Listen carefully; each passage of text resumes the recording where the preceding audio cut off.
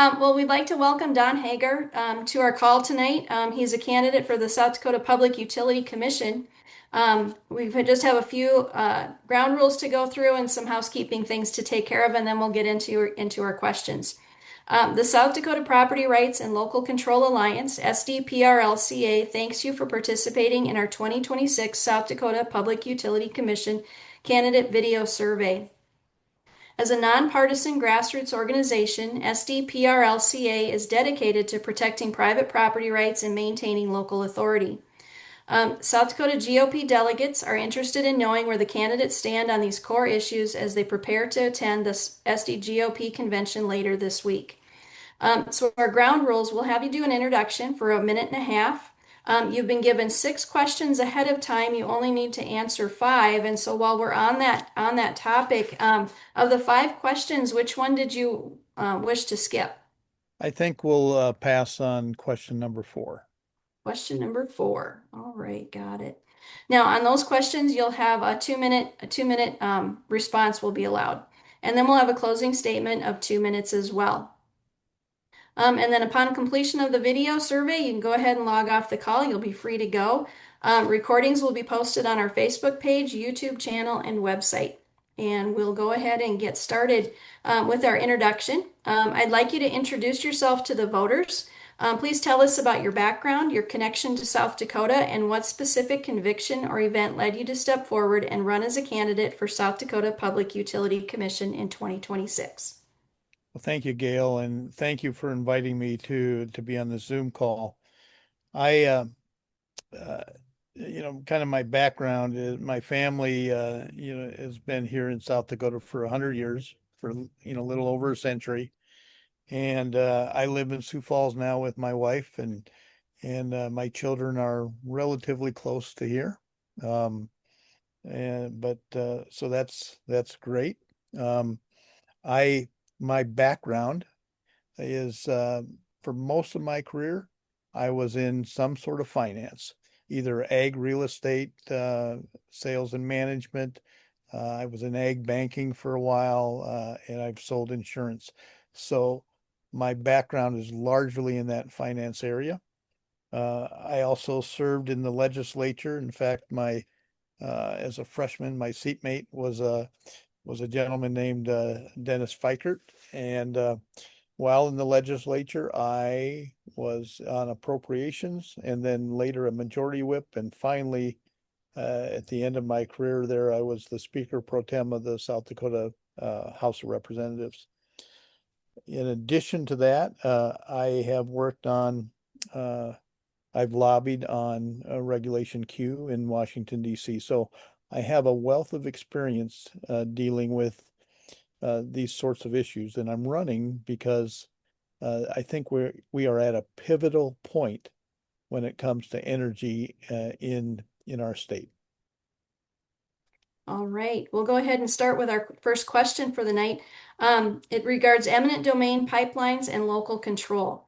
When evaluating a private infrastructure permit that requires eminent domain over unwilling landowners, what standard of proof do you require to establish a legitimate public use? And what specific enforceable protections will you demand from developers to ensure private property rights and local safety are genuinely safeguarded? Yeah, this is a great question. So here's the deal. When a private company wants to build a pipeline across someone's land and that person says no, the company shouldn't be allowed to force them off their property just because it's convenient or profitable.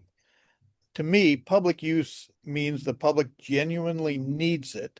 Not just like a company wants to make money from it. The bar has to be high, and the company has to prove that before anything happens. So if a permit does get approved, I'm going to pursue real protections for landowners, not promises on paper. That might mean that the company puts money in the savings account before construction starts. So if they damage crops or drainage tile, there's actual cash to pay for it, or something like that. It means if there's a better route that bothers fewer people, we look at that seriously. South Dakota families, honestly, they've worked their land for generations, and they deserve more than just a handshake and a legal fight. if a company, wants access to your property, they should have to earn it. And they need to be held to every promise they make. That's not anti-business, it's fairness. And that's what I'll demand every time. All right. Question number two is regards grid reliability versus industrial demand. How will you balance approving these high demand industrial projects against the absolute necessity of maintaining a reliable, uninterrupted baseload power supply for South Dakota families during extreme weather events? Hmm.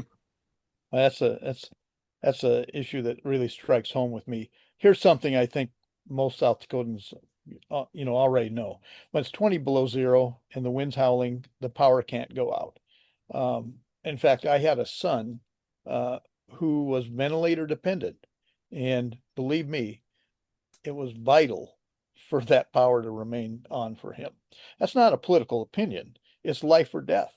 So, when big industrial projects want to plug into our power grid, my first question is simple.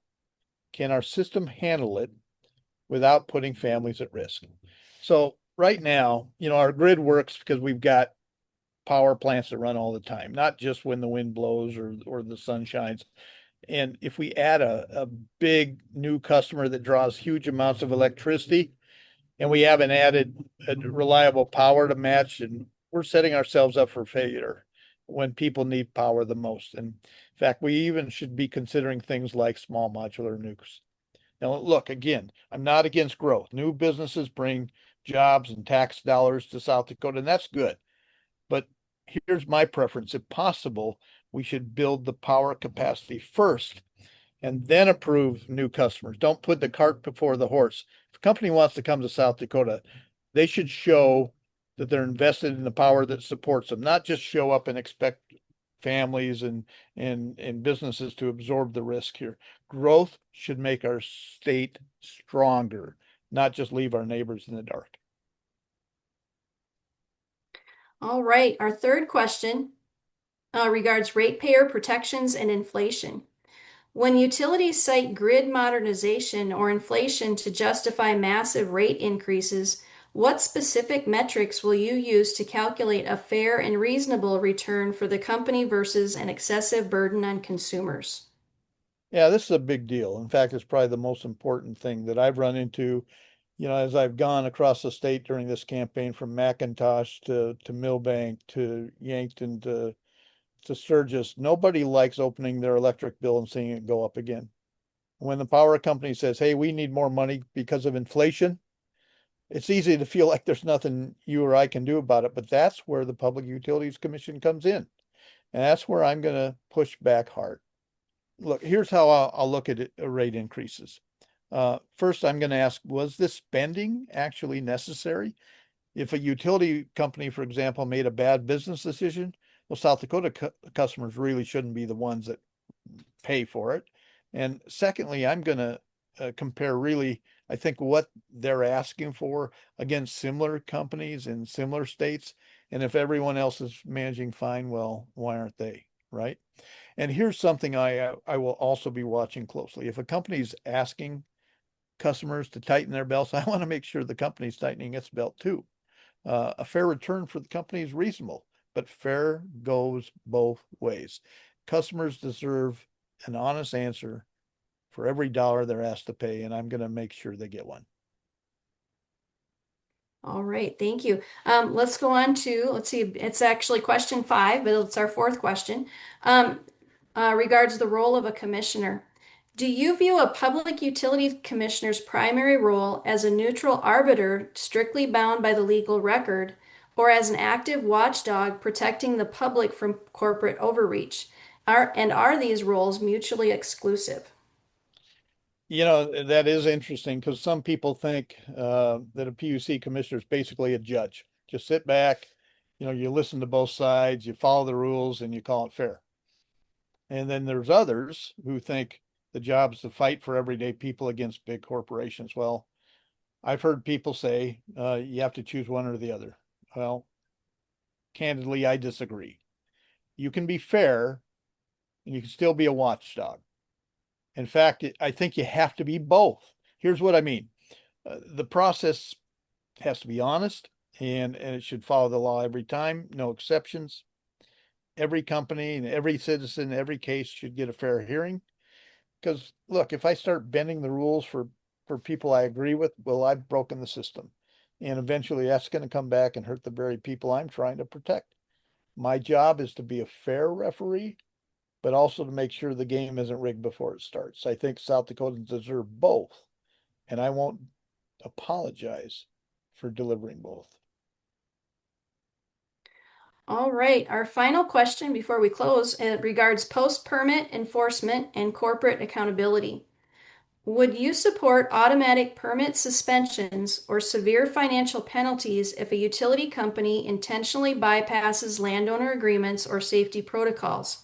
And how will you prevent developers from using corporate shell shifts similar to loopholes feared in SB 201 to evade direct liability?